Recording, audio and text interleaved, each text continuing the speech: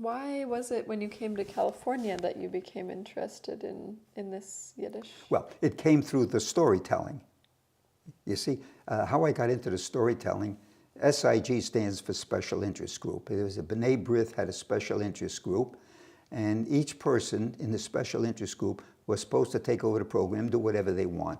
So at that meeting there, person in charge said, Phil, you know, it's your turn. What are you going to talk about? And I says, Jewish storytelling. And on the way home, my wife said to me, what do you know about Jewish storytelling? I says, why do you even ask a question like that? Well, you said next month you're going to talk about Jewish story. I did. I have a habit of opening my mouth and thinking afterwards. You should be thinking and then opening your mouth. So the next day I went to the library, found out that there's an organization that is in Jonesboro, Tennessee, which was the National Storytelling Association. And I called up. The following week, they were having a week program on storytelling.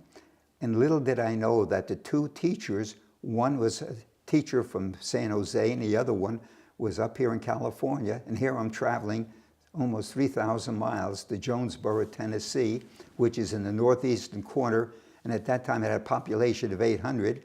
And as I said before, on the outside of town, as you walk in, there was a big billboard, we have a laundromat. You know, that was the big thing in town, even though they had 3 banks. And so I was there.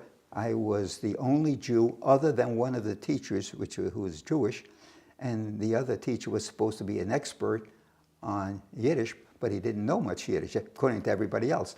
So on the side, he would come over and ask me about some words, etc.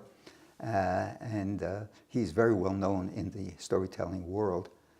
And so at that point, when I went back to B'nai B'rith the following week, I gave a story, a lecture on Jewish storytelling, which of course was Shalom Aleichem, and that was when the whole thing started with Shalom Aleichem 75th Yahrzeit.